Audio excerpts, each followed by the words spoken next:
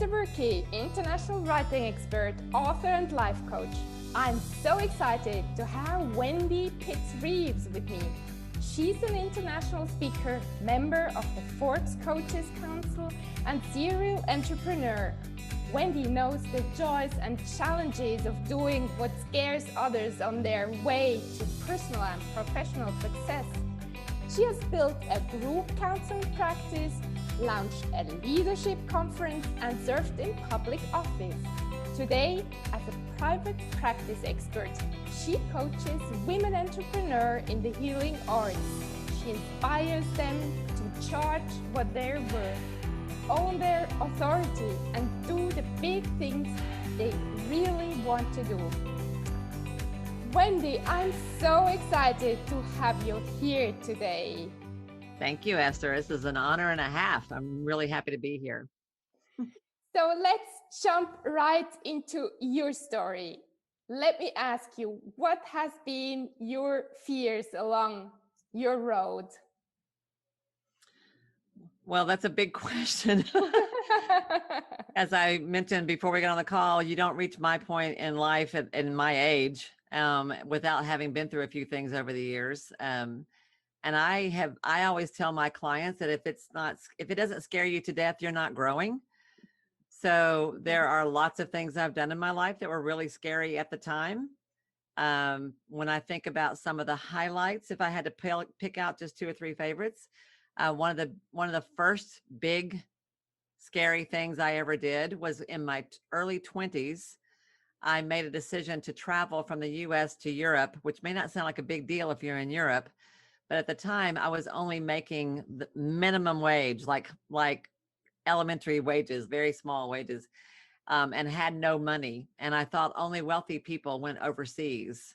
And it was a really big deal to do a dream trip to overseas. And I did that. And that was scary. I had never traveled outside of the country before. I didn't know any other languages. I had no idea how to do it. And then in my 40s, I made a decision to run for office here in my local community. I served on, it's called the county commission. It's like the governing body that oversees the region. And in my area, not that many women run for office. And I was in the minority in every possible way. And I had never done that. I didn't know anyone who'd ever done that. And it was a very, very, very big, scary thing to do. And then sort of a fun thing, that's kind of a crazy fun thing I did is I have run a business for many, many years. My background is in mental health, and I've run a group counseling practice that I built from the ground up starting back in the early 90s. I've done that forever. But along the way, I've run several smaller businesses on the side. And one of those was an adventure-based business for women called Secret Adventures for Courageous Women. And that's a crazy thing all by itself. I can tell you more about that if you want to hear it. But that just how I came up with that idea, how it worked, and how I did the very first one of those adventures was a pretty funny story. Yeah, go for it. Well, so Secret Adventures. So my business was called C2C Consulting, which is courage to confidence. And I'm all about trying to help women recognize and identify that they are already courageous. Women do courageous things all the time. They don't even know it. You know, raising kids, running a business, managing a home, dealing with a job, dealing with difficulties, illness, and helping care with the elderly. And like there's so many things that women have to handle that they don't think anything about. That is really brave, but they don't know it, and they don't own it, and they don't take credit for it. So I wanted to figure out a way to help women see how courageous they already were.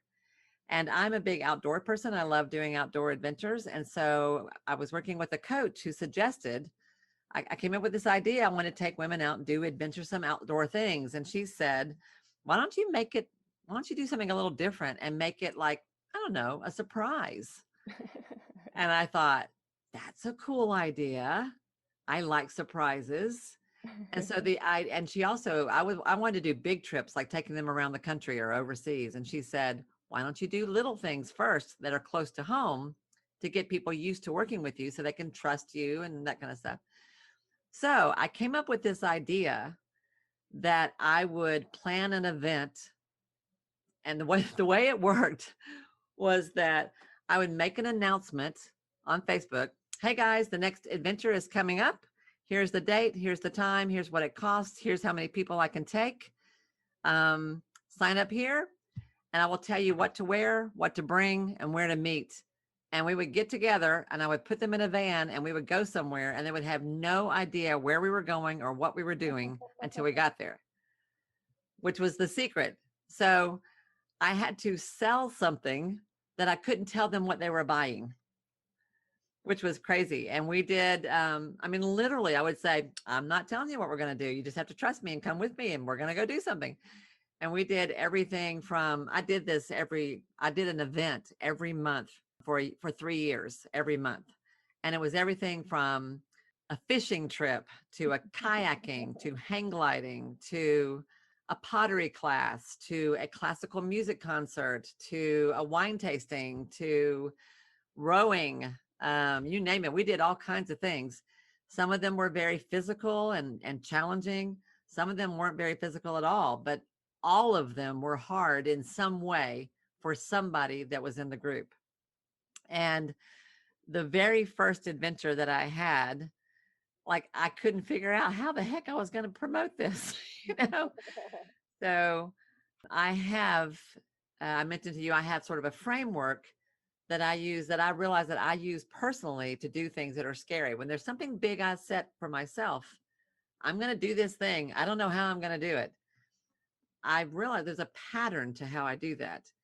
And to put it in shorthand, essentially it's decide, declare, deliver. There's actually more to it than that, but in a sense, in a nutshell, it's make a decision, declare what you're going to do in some way with your words or your wallet, and then deliver. Go do what it is you said you were going to do.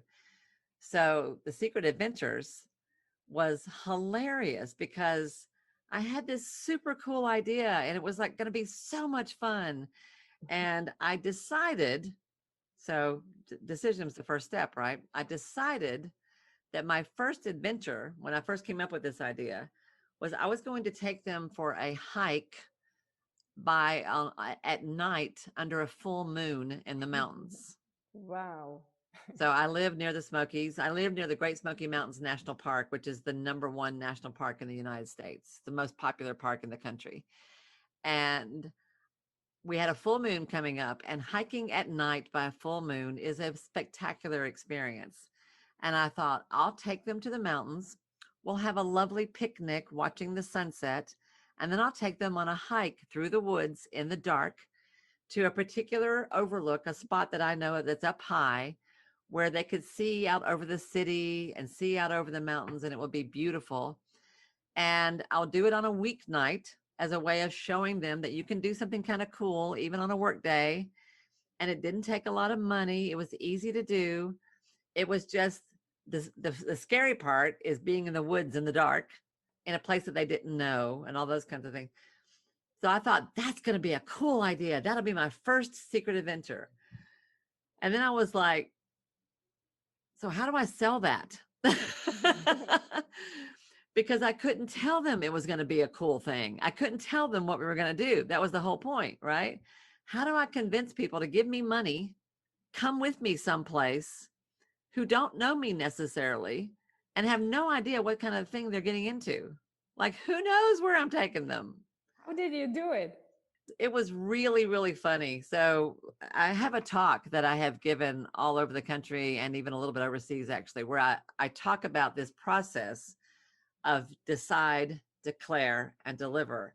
And like, when you have a big idea and there's something in your life you want to do that you just can't imagine how you could possibly ever do it, this process will get you there. And so I made this decision. I'm like, okay.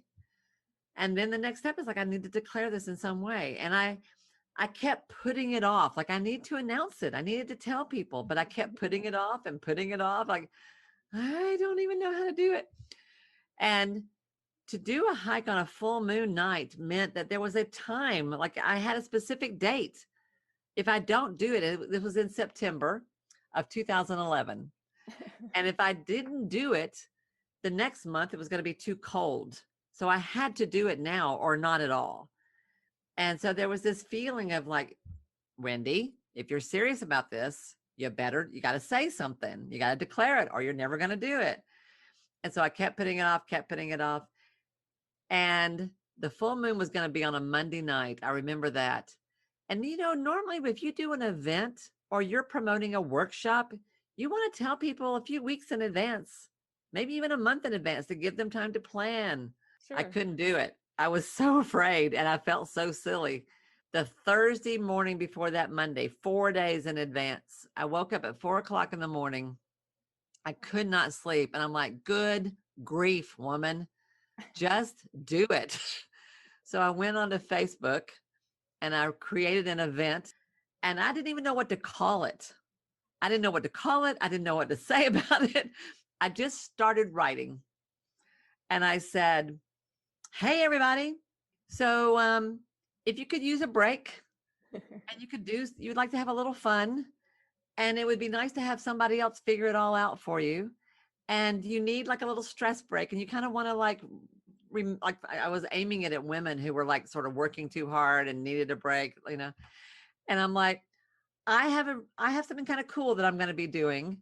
To do this, you have to be courageous, because I'm not going to tell you what it is. It's a secret. And you have to be kind of adventurous, or you're not going to want to do this. In fact, which is how it turned into Secret Adventures for Courageous Women. I wasn't calling it that. I just started describing it. And I'm like, I know it sounds kind of crazy, but what the heck? And if you're in, let me know. And I spent 2 hours writing this like 2-paragraph description. Had no idea what I was doing. I'm just like, okay, here we go. And at 6 o'clock in the morning, I read it for the like 1,000th time, tweaked it one more time, and went, here we go. And I've hit publish. Boom. It's out there. And then Love this. and then Wonderful, Wendy. I just held my breath. I just held my breath, like, okay, now what? And I got up, started getting into my day, started getting ready to go to work. And 45 minutes later, at 15 till 7 in the morning, I got my first person signed up. And it was a friend of mine who is also an entrepreneur, who is very busy, a very strong leader, who is always in charge of something. And she said, Wendy, I don't know what you're up to, but I'm in. And I was like, woohoo. And then another one, and then another one, and then another one. And I ended up having, I think, 6 or 7 people who went on that first adventure. Beautiful. And I had no idea what I was doing. And it ended up becoming like, I did that. That started it. And I did that every month for the next 3 years. And it took on a life of its own. And it got to where I would run into a woman in town who would be with a friend, and she'd say, Wendy, you've got to meet my friend so-and-so. She's a courageous woman too. And like, people started identifying themselves as courageous women with a capital C and a capital W. And it became kind of this like a thing. And twice a year I would have a big get together at a beautiful place in the mountains where we'd have a giant bonfire and lots of food, and people would come and sit around the fire. We'd have to have like 20, 30 people. And we would tell stories about all the adventures we'd done during the year. Wow. And it was life-changing in ways that I never expected. It absolutely changed lives. To this day, I can see things that have come from those trips, both for me personally and for the women who went on those trips. And I had no freaking idea what I was doing in the beginning. So beautiful, Wendy. I love it. So you said decide, declare, and then Deliver. Go do it. deliver. Yeah. But you told us that between the decide and deliver, no, between the declare and deliver, there was this fear. So what do you recommend? How do you overcome this fear? Well, my point here, so what I tell people when I give talks about this, or when I'm teaching the full process, I actually have a course on this, on the whole process that I can do. And what I tell people is that the secret, the magic sauce for me in getting myself to do something that is really scary is the declaration, is to tell. What I always say is that you have to declare your intentions with your words or your wallet. And what I mean by that is you tell people what you're going to do. Either you tell an accountability partner, or you tell your customers, or you tell the public, you make an announcement in Facebook or through to your list, or to your family or to your best friend. If you decide, this happens every year, every January, people decide they're going to lose weight this year. And they decide, I'm going to get it. This is the year I'm going to get in shape. This is the year I'm going to start going to the gym. This is what I always tell people. If I decide I'm going to go to the gym, and Sunday night, I'm like geared up, tomorrow morning, I'm starting my new thing. And then Monday morning comes and I wake up at 5 a.m. I'm like, it's a little cold outside. Maybe I'll wait an hour. And then 6 o'clock comes. I'm like, I don't think today's a good day. Maybe I'll go tomorrow. And I can just as quickly undecide, left to my own devices. But if I make a decision and then I tell my best friend what I'm going to do, and my best friend says, you know what, I want to do that too. Okay, I'll meet you at the gym at 5:30. Then when I wake up the next morning, I'm going to be like, I don't really want to go, but my friend's going to be there. So I'm going to go because I'm not going to let her down. I have declared my intention to her. Now I'm going to deliver on that intention. Like that's the magic to me, for me personally, that has worked over and over and over for anything I've ever done in my whole life that was scary. So, for example, in my early 20s, when I made that first trip overseas, when I made $4 an hour, and I planned to go on this giant trip across the ocean, the way I declared that was I started telling friends I was going to go and when I was going to go 2 years out. And I started taking classes in German 2 years out to plan for a trip. That was a declaration. I spent money. I invested in German training. I started telling people publicly, and I did a whole bunch of other things. And then the day came when I had to buy plane tickets, right? So I declared that in that way. When I ran for office, I was approached by people in the public, friends of mine in the community, who asked me to run. And I'm like, I don't know. And then when I made the decision to run, I went to a meeting of my local political organization and I told them out loud. I declared out loud, all right, guys, I think I'm willing to do this. And boom. So for Secret Adventures, when I put it on Facebook, boom, you have to do it. So you do it. You either invest, you hire a coach, you take a course, you buy the plane tickets, you tell the person that you love them, like whatever it is. When there's something you want to do, you hire an editor if it's about writing. When there's something that you want to do and you're like, I don't know if I can do this, and you put money into it, or you declare it in some way with your words to people whose opinion matters to you, you're going to do it. Much more often, you're going to do it. You're so great, Wendy. Do you know where it comes from, this idea with declaration? So, I coach women business owners. I coach women who are healers and healthcare providers who are in private practice or want to develop a private practice. And what I tell them all the time, like I have women who will tell me, I want to start a practice, but I don't know how. Or I want to raise my rates, but I don't know how. Or I want to start a program or start launching retreats, but I don't know how. Or I want to give a talk, but I don't know how. I tell them the how is almost never the problem. Like you will figure out the how. The problem is giving yourself permission to do what you really want to do anyway, and getting yourself over those internal roadblocks, those sort of hurdles that we have to get over inside that says, who am I to do this? I can't possibly do this. I'm crazy to even think about doing this. Yeah. So, and I find, for me personally, realizing that saying it out loud and declaring it in my intention in some public way, that's enough to get me going. I also have found, there are things that help. So the accountability of the declaration is why that helps. But I also find that it helps, for example, to have people in your life who believe in you, who support you, and who will challenge you. So an example of that, family and friends are awesome. But sometimes when we want to do big things, our family is not necessarily the best place to go for support because, and I'm thinking particularly about entrepreneurship because that's what I'm all about. I love seeing women launch a business and do things that make them, I love that. I get so excited about it. But launching a business is kind of a crazy thing to do. And we entrepreneurs are kind of crazy people in a way. Like it's so much easier to just go get a job and let somebody else do the worrying, right? Running a business is Absolutely. not for the faint of heart. And when you want to launch a practice or create a program or sell a course, our families who want to protect us and who love us and don't want to see us get hurt, their tendency is going to want to play safe. They're going to be like, "Are you sure, honey? Are you sure? Like, wouldn't it be better if you just went and got a nice job at that agency you used to work at?"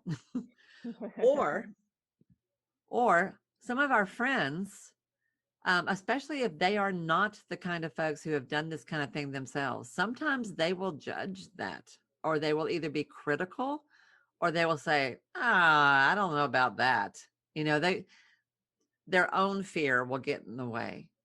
So I feel like it is absolutely critical that you have people in your life who also do big things and who understand it, who get it when you are trying to grow, and who say, absolutely, you can do that. I don't know how you're going to do it, but I trust you're going to figure it out. I believe in you. I don't know how it's going to work, but you'll find a way. I'm not worried at all. Go for it. And oh, by the way, why haven't you done it already? Yeah. So that to me, that's where working with a coach really helps. It's where being part of a mastermind really helps. It's where having accountability partners who are sort of at a similar place as you in your life really helps. All of those are strategies that I use and have used for years to help me stay on track and keep moving forward when the fear gets too much. Mm, love it, Wendy. Who has Yeah. been the biggest believer in you? Well, I've been really blessed in many, many ways. I've had lots of mentors over my life, lots of people who have said, you can do this. And sometimes they say, you can do this and I don't know how. Sometimes they say, you can do this and I'll teach you how. Sometimes they say, you can do this and I'll help you figure it out. I have had many of those. I could talk for an hour just about that. But I would say my number one encourager has been my parents, both of them. My folks are fairly elderly at this point. They're in their late 70s, early 80s. My dad has dementia, so we are slowly losing him. But as I was growing up, and to this day, my parents have always been the kind who would say, actually, what they would say is they don't know where I get it. They would say, "We can't do this. We don't know how you do it, but you're awesome." And they have always been 100% supportive of whatever I've done, and not in a silly, fluffy, "Oh, honey, we love you. You're awesome." Not that kind of way, but in a genuine, um, okay. When I would say I want to go do whatever crazy thing it was, and there have been many, they would be like, okay. My mom would say, "Be careful. Don't get hurt. Call me when you get there," like that kind of thing. But they would never tell me I couldn't do it or that it was foolish or anything like that. They would just be Mm, like, "Wow, okay. Yeah." you're so blessed to have that. I am Mm, very, very, very, very, very lucky. mm, Yes, that way. Yes. beautiful. And so now you can help so many women to get encouraged to do the things they really want. I have I've done a lot of things in my life. And when I think about it over time, all the different things that I've done, um, the thread that runs through all of it is I get really excited when I see people do things that they don't think they can do. And that's true for men and women, boys and girls. But I get in a special, I really get excited when I see women and girls do it because we so often doubt ourselves in so many ways. It's really amazing to me how women hold themselves back. So I started a conference for girls at one point, which I haven't told you about. But at one point, I was part of a local women's organization that we launched a conference for girls that were ages roughly 13 to 18 to help them build confidence. And it was a conference that happened every year. And that conference ran for 11 years. And this week, I'm going to have dinner with one of those girls who is now a woman in her mid 30s, Yeah. whose life is completely different than it would have been, except for that she was coming to this conference. And I watched her grow up and become more confident through the experiences that she got at this event that I used to do. And I've watched the difference she's making in people's lives now. And I'm going to go see her this week for the first time in a couple of years. I cannot wait to see her. I did a leadership conference for women that was very powerful. I've seen women start businesses, run for office, get out of bad relationships, move across the country, completely turn their lives upside down over to go after a dream. And in every single case, what I have found is that we are the ones who hold ourselves back. It doesn't help anybody. It doesn't serve the world for you to play small. It just doesn't do anybody any good.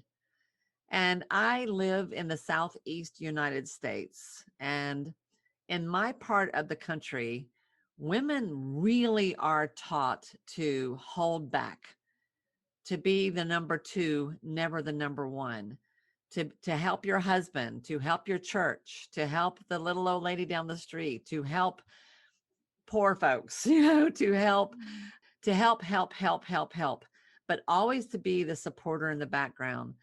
And part of what I had to learn, and this all started when I hit my 40s.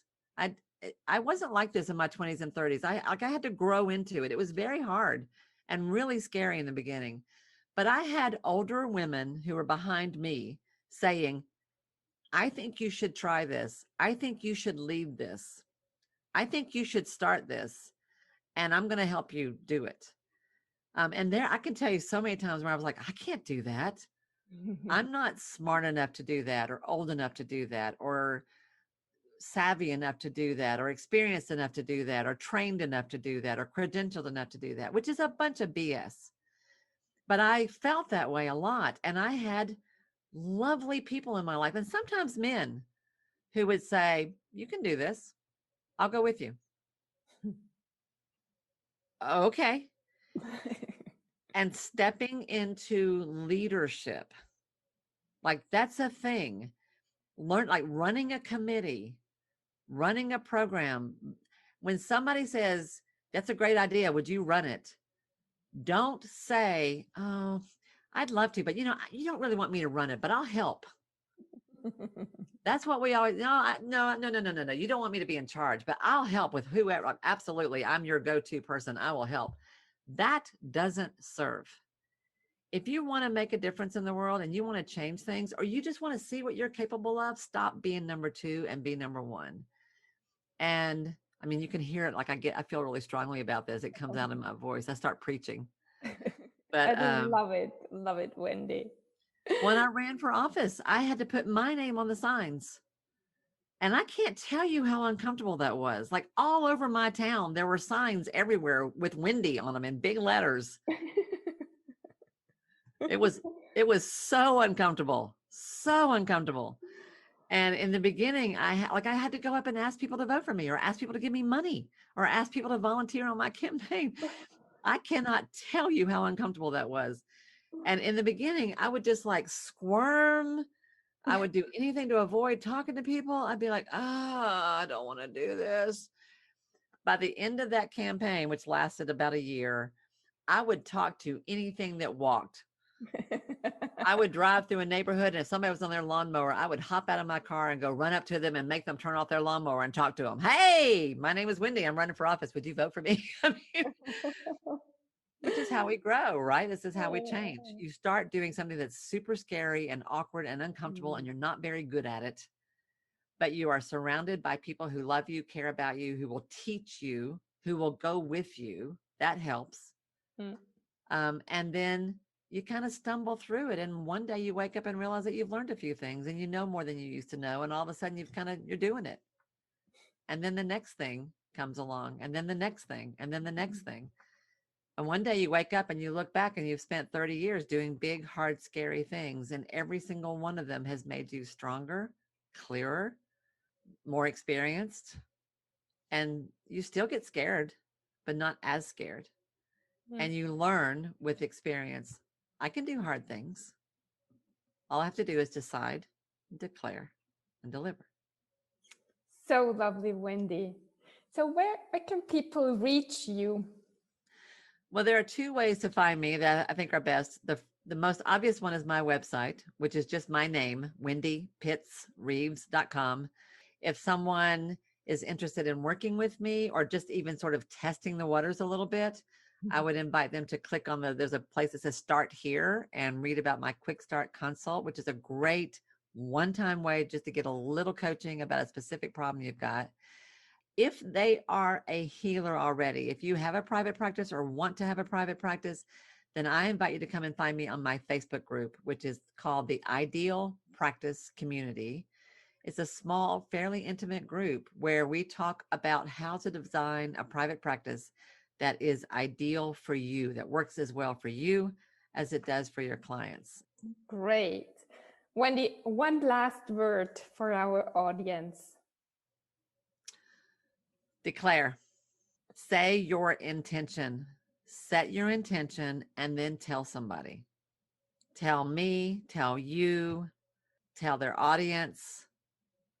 Like if you want to write a book, I'll go to what I know is a passion of yours. If you want to write your first book and you're terrified and the first step is you need to hire a writing coach, tell a friend, okay, I'm going to reach out to 3 writing coaches this week and I'll let you know on Friday that I've done it. Like something that simple. And the smallest steps lead to the biggest wins. You just have to start. Hold your nose and jump. And boom. Thank you so much. It has been so lovely to hear your story. Thank you, Wendy. You're welcome. I hope this is helpful. It's an honor to be here. I hope your audience gets something out of it. If there's anything else I can do to help, by all means, reach out. You know how to find me. Thank you.